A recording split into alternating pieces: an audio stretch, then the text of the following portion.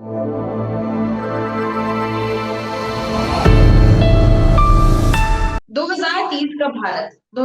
के भारत के इस विषय पर हम लगातार कई चेहरों को सामने ला चुके हैं और लोगों से बातचीत करते ये नजर आते हैं कि आखिर 2030 के जो लक्ष्य हैं वो प्राप्त हो पाएंगे या फिर नहीं। तो लक्ष्य कुछ ऐसे हैं कि शून्य गरीबी, शून्य भुखमरी और अच्छी शिक्षा व्यवस्था 2030 तक भारत देश को मिल जानी चाहिए। कुल 17 लक्ष्य हैं, हालांकि सतत विकास लक्ष्य, लेकिन 3 प्रमुख लक्ष्यों पर हम फोकस्ड है, उन्हीं पर बातचीत करते नजर आते हैं। तो हमारे साथ आज बातचीत करने के लिए बिहार से जुड़ चुके हैं अब्दुल रहमान जी, जो कि राष्ट्रीय महामंत्री भाजपा अल्पसंख्यक मोर्चा से हैं। तो सबसे पहले मैं आपका बहुत बहुत स्वागत करती हूँ कि आपने नमस्ते। इतना कीमती समय दिया और इस कीमती विषय पर आज आप बात करने आए हैं। नहीं, नहीं, बहुत अच्छा आपने आपकी शुरुआत बहुत अच्छी है। ये अच्छा विषय है, इस पर डिबेट होना चाहिए। हम्म। आपने हमें मौका दिया, इसके लिए बहुत-बहुत धन्यवाद आपका भी। जी, बिल्कुल। चलिए, पहला सवाल मेरा आपसे ये रहेगा कि 2030 तक लक्ष्यों को प्राप्त करने की बात कही गई है कि 2030 तक गरीबी, भुखमरी और शिक्षा के हालात जो भी बने हुए हैं, उनसे बेहतर दिखने चाहिए 2030 तक। अब अगर मैं, क्योंकि आप बिहार राज्य को बहुत अच्छे से, हालांकि पूरे भारत देश की मैं बात करूंगी, लेकिन बिहार क्योंकि आप वहां से बिलोंग करते हैं, तो मैं वहां की अगर मौजूदा स्थिति जानना चाहूँ आपसे, और 2030 तक बिहार की क्या तस्वीर रहेगी, इसके बारे में थोड़ा दर्शकों को बताइए। देखिए, बिहार में पहले से डेवलपमेंट हुआ है और हम्म। अब भुखमरी कहीं है नहीं अब। पहले हम्म। वाली बात नहीं है, पहले भुखमरी से लोग मरते थे, लेकिन अब वो हम्म। ऐसा कोई विषय नहीं है। लेकिन शिक्षा शिक्षा एक विषय है अभी। शिक्षा हम्म। में बहुत सारी अभी प्रगति नहीं हो पाई है बिहार में। बिहार के बच्चे दूसरे राज्यों में आज भी पढ़ने जाते हैं। हम्म। ये हम्म। सबसे बड़ी समस्या है और बिल्कुल। मेरा मानना है कि देश में शिक्षा तो कम से कम फ्री होना चाहिए। हम्म। लोग हम्म। सभी कम से कम गरीबी रेखा से नीचे के लोग जो हैं या निम्न वर्ग के लोग जो हैं, उनकी चिंता इस बात की रहती है कि बच्चों को अच्छी तालीम, अच्छी शिक्षा कैसे देंगे, इसकी चिंता हम्म। में वो रहते हैं। इसके लिए हम्म। सबसे जरूरी है कि शिक्षा मुफ्त होनी चाहिए। स्वास्थ्य और शिक्षा दो चीज मुफ्त होना चाहिए देश में, हम्म। हम्म। कि बच्चे तो क्या कोई भी। लगता है कि मौजूदा सरकार की अगर हम बात करें, तो इस पर मुफ्त शिक्षा और स्वास्थ्य पर क्यों नहीं ध्यान दे रही है मौजूदा सरकार? स्वास्थ्य पर तो सरकार ने स्वास्थ्य पर तो ध्यान दिया है। जो हाँ। गरीबी रेखा से नीचे लोग हैं उनके लिए स्वास्थ्य पर सरकार ने ध्यान दिया है, आयुष्मान कार्ड है, ये सब किया है। लेकिन उसमें भी है जो हम्म। निम्न वर्ग के लोग हैं, जो मीडियम मध्यम वर्ग के हम्म। लोग हैं, उनकी उनको आयुष्मान का जो लाल कार्ड के धारी है उनको तो आयुष्मान कार्ड मिल जा रहा है, वो 5 लाख का इलाज करा ले रहे हैं। लेकिन जो मध्यम वर्ग के लोग हैं, हम्म। उनके देखिए बड़े लोग और नीचे के लोग जो उनके लाल कार्ड धारी हैं, वो तो इसका लाभ उठा ले रहे हैं। लेकिन जी। जो बीच के लोग हैं, जो मध्यम वर्ग के लोग हैं, ना उनका हम्म। आयुष्मान कार्ड बन रहा है, उनको स्वास्थ्य की सुविधा नहीं मिल पा रही है, वो जी। इससे चिंतित है, वो परेशान है। इसकी हम्म। इसका सरकार को ध्यान देना चाहिए। और दूसरा विषय ये है कि हाँ। बच्चों को अच्छी शिक्षा मिले, हम्म। ये नहीं हो पा रहा है। सर, अच्छी शिक्षा कैसे मिल पाएगी? मतलब ऐसे क्या कदम उठाए जाने चाहिए? क्योंकि शिक्षा, मैं मानती हूँ कि एक ऐसा शब्द है, अगर शिक्षा मिलेगी तो फिर गरीबी और भुखमरी अल्टीमेटली इन चीजों पर भी असर होगा। तो अच्छी शिक्षा एकदम कैसे मिले? आपने आपने सही कहा कि जब तक शिक्षित नहीं होंगे बच्चे हमारे, तब तक तो गरीबी रहेगी ही। गरीबी दूर नहीं हो सकती है। ये बात आपने सही उठाया। लेकिन हम्म। मतलब इस बात का है कि जो स्कूलें हैं उसमें जो अध्यापक हैं वो भी हम्म। अपनी जिम्मेवारी सही से उठा नहीं पाते हैं। वो हम्म। अच्छी सैलरी लेते हैं, हम्म। लेकिन उसमें भी भ्रष्टाचार है। हम्म। भ्रष्टाचार की बात की जाए तो अध्यापक बच्चों के साथ भ्रष्टाचार करते हैं। वो बच्चों को पढ़ाते नहीं है, सही से समय नहीं देते हैं। उनको वो कोचिंग की तरफ मजबूरन उनको जाना पड़ता है। अगर पहले के जब हम लोग शुरू में पढ़ते थे तो हम्म। आज से 20 साल 25 साल पहले तो शिक्षक इतना क्लासरूम में ही पढ़ा देते थे कि कोचिंग का और टीचर की आवश्यकता नहीं होती थी। लेकिन आज के डेट में जो अध्यापक है, शिक्षक है, वो क्लास में सही से बच्चों को नहीं पढ़ा पाते हैं, नहीं समझा पाते हैं। इसलिए बच्चे मजबूरी में उनके गार्जियन कर्जा लेकर हर तरह का मुसीबत उठाकर बच्चों को कोचिंग में भेजते हैं, टीचर रखते हैं। इसलिए ये गलत है। अध्यापक को भी ये सोचना चाहिए कि वो आप इतना हेवी सैलरी ले रहे हैं और सरकारी स्कूल के टीचरों की सैलरी कोई कम कम नहीं है। जब आप सैलरी ले रहे हैं तो बच्चों को पढ़ाइए आप। स्कूल में जो वीकल बच्चे हैं, जो कमजोर बच्चे हैं, उनको अलग से क्लास लीजिए उनका। ये जरूरी है। बिल्कुल। इसकी यहाँ पे चिंता देखिए, होनी जैसे चाहिए। शिक्षा की हमने बात करी, तो एक और बिहार राज्य की अगर हम बात करें तो एक बहुत बड़ी मुसीबत है जो है माइग्रेशन। यानी कि बिहार राज्य से जब हाँ, लोग दूसरे राज्य की तरफ जाते हैं तो आखिर उनकी मजबूरी होती है। कोई अपना देखिए अपना घर छोड़ के नहीं जा सकता है।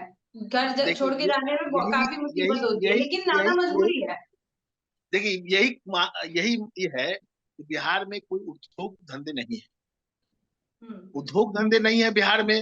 अब अगर कोई उद्योग बैठाना चाहता है तो असल है क्या कि सबसे बड़ी समस्या ये है कि बिहार के मजदूर गुजरात में ज्यादा है। गुजरात के जो फैक्ट्री है उनमें काम करते हैं। तो गुजरात के लोग भी नहीं चाहते हैं कि बिहार में उद्योग लगे। सबसे बड़ा मैं ये आरोप लगा रहा हूँ आपके माध्यम से कि गुजरात के लोग नहीं चाहते हैं कि बिहार में कोई उद्योग डेवलप हो, कि मजदूर जब वापस आ जाएंगे तो गुजरात का उद्योग बंद हो जाएगा। इसलिए उन लोगों की प्लानिंग है कि बिहार में कोई उद्योग नहीं लगे, और कोई उद्योग लगाना चाहता है तो उनको डिस्टर्ब करते हैं, डिस्टर्ब करवाया जाता है। जैसे अभी हाल में ही बिहार सरकार ने पिछले 2-3 साल में बहुत सारे उद्योग पॉलिसी बनाए। बहुत सारे लेदर पॉलिसी बना, टेक्सटाइल पॉलिसी बना, इथनॉल पॉलिसी बना, ये सब पॉलिसी बने। लेकिन उनको जमीन पर नहीं आने दिया। जो लोग कर रहे थे उनको उस जगह से हटा दिया गया। फिर और फिर हटाकर वही सवाल यही उठता है कि फिर सरकार क्यों नहीं ध्यान दे रही है इस पे। देखिए, सरकार की मंशा सही नहीं। जो मेरी सरकार मौजूदा सरकार है। मेरी सरकार है, केंद्र में हाँ मेरी सरकार है, बिहार में मेरी सरकार है।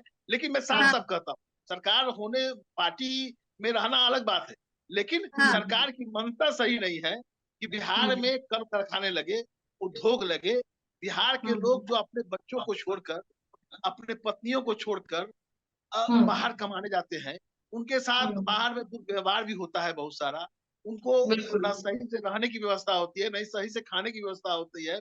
और वो लोग अपने परिवार को छोड़ के बाहर सालों साल, 2-2 साल पर वापस आते हैं। तो ये बिहार सरकार और केंद्र सरकार की बड़ी जिम्मेवारी है कि बिहार में उद्योग धंधे लगे। बिहार के लोग पलायन करके बाहर नहीं जाए कमाने। कब नहीं जाएंगे?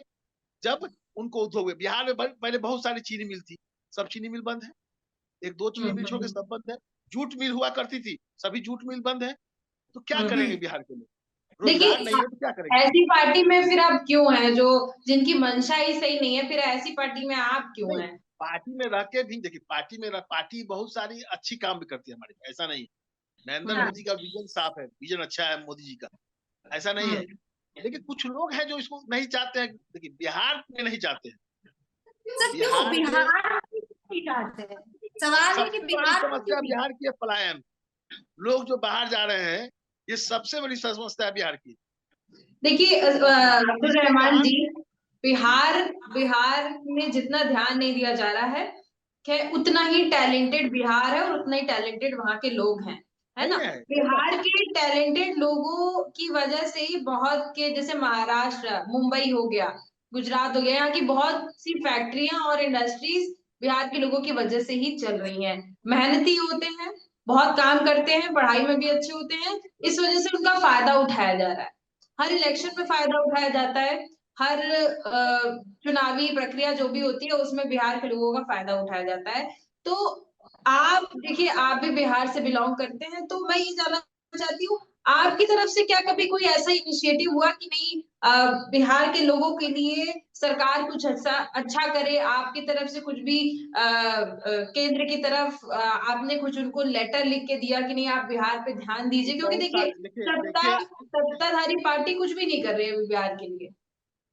नहीं, सत्ताधारी पार्टी बीच में कुछ लोग, देखिए पार्टी में भी कुछ लोग अच्छे होते हैं, ऐसा मैं नहीं कहता। देखिए जैसे बीच में 2001 में 2000 में सरकार बनी, नीतीश कुमार के नेतृत्व में भाजपा की सरकार बनी।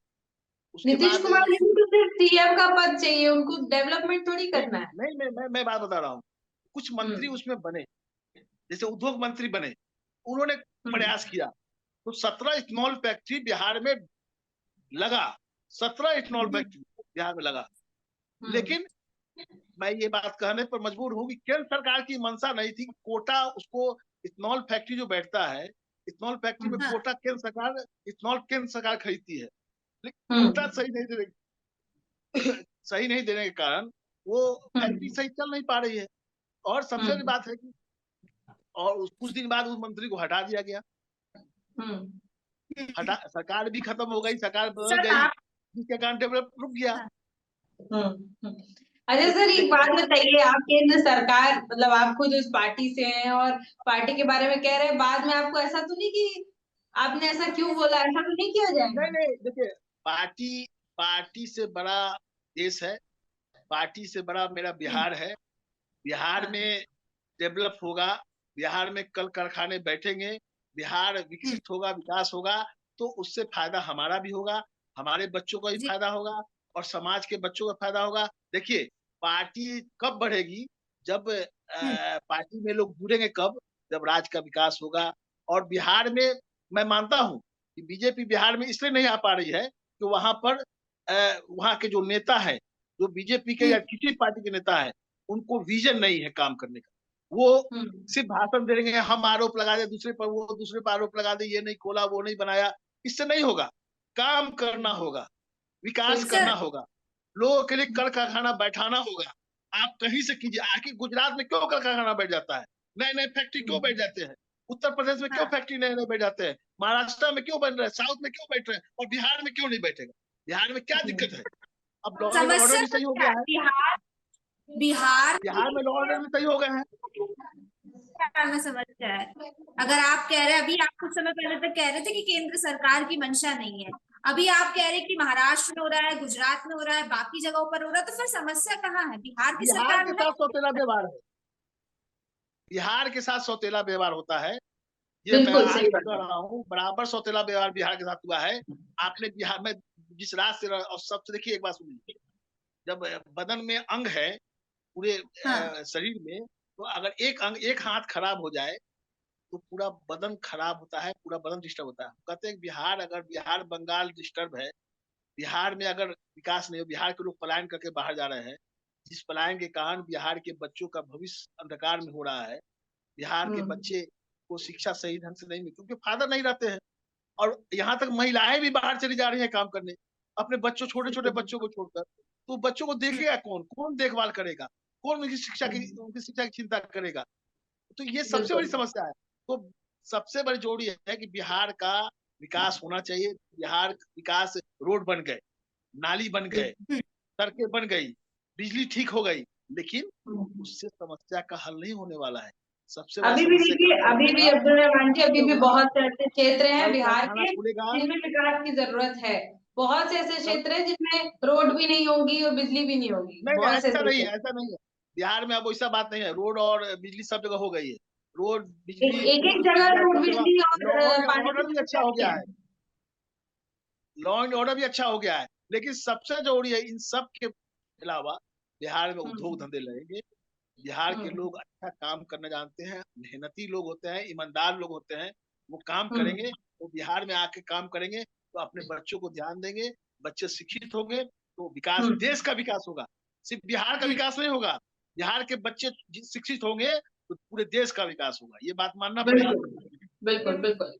चलिए, क्योंकि थोड़ी समय की सीमा भी है, तो मैं आपसे एक आखिरी सवाल और बहुत अहम सवाल पूछने जा रही हूँ कि जिस तरीके से आपने बताया कि बिहार में भी लॉ एंड ऑर्डर अच्छा हो गया है, रोड अच्छी होगी, लाइट अच्छी होगी, ठीक है, अग्री। लेकिन इसमें एक सबसे लूप होल, सबसे बड़ा कहते हैं ना कि लूप होल है कि वहां के लोगों को रोजगार ही नहीं मिलता है, रोजगार की वजह से लोग बाहर चले जाते हैं। अब जब बात आ रही है कि बिहार के हर एक नागरिक को बिहार के हर एक नागरिक को, हर एक नेता को, हर एक मंत्री को पता है कि बिहार की स्थिति सही नहीं है।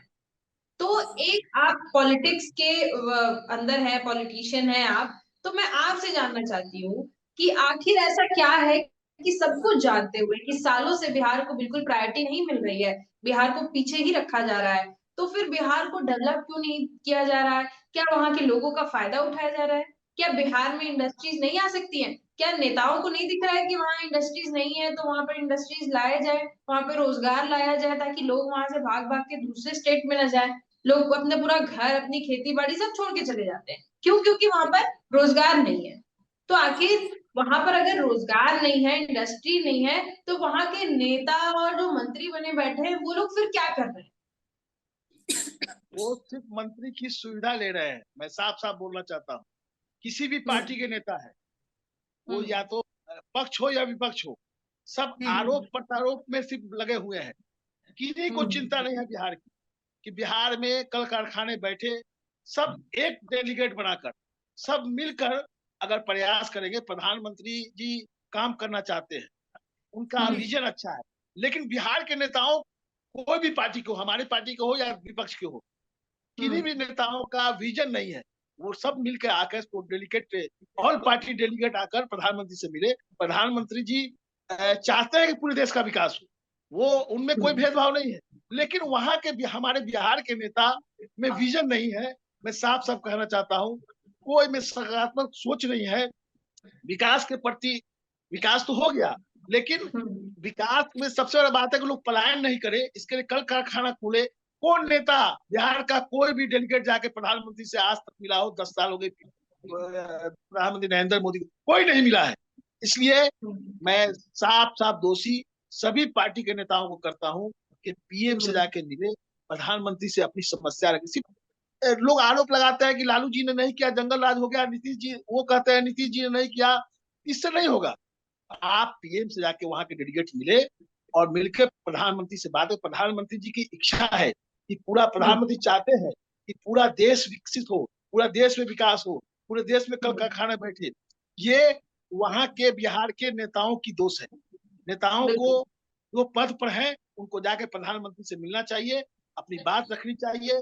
टोटल पार्टी के डेलीगेट जाए और जाके मिलकर अपनी बात रखे। तो प्रधानमंत्री ऐसे नहीं है, प्रधानमंत्री का दिल बड़ा है, वो जरूर विकास बिहार की चिंता करेंगे और चिंता करते रहे। बिल्कुल, चलिए बहुत बहुत धन्यवाद सर, बहुत अच्छी आपने, सबसे अच्छी बात ये है कि आपने सच्चाई सामने रखी। आप सच्चाई है, कोई सच्चाई रीजन नहीं सामने है किसी रखी। नेताओं में। मंत्री का लाभ ले रहे हैं, गाड़ी की सुविधा ले रहे हैं, कोठी की सुविधा ले रहे हैं, और कोई भी विकास बिहार के आरोप प्रत्यारोप के अलावा कोई, या केंद्र का मंत्री हो या बिहार का मंत्री हो या विपक्ष के नेता हो, सिर्फ आरोप प्रत्यारोप पे लगे हुए हैं। बिल्कुल आपने सही कहा, यहाँ पर आपने सबसे बड़ी बात सच्चाई रखी। एक नेता होते हुए सच्ची बात बोलना बहुत बड़ी बात है। बिहार का तो विकास आपने, हाँ, एक सही और सच्चा पक्ष जो है वो रखा दर्शकों के बीच में। दर्शक भी ये समझने की कोशिश करेंगे कि आखिर क्या स्थिति है, और हम उम्मीद करते हैं कि आप भी बिहार के विकास के लिए आगे बढ़ते रहें और कुछ न कुछ ऐसे कदम उठाते रहें जिससे आने वाले कुछ सालों में बिहार की तस्वीर हमको बदलती हुई दिखे। बहुत बहुत धन्यवाद। बहुत बहुत धन्यवाद।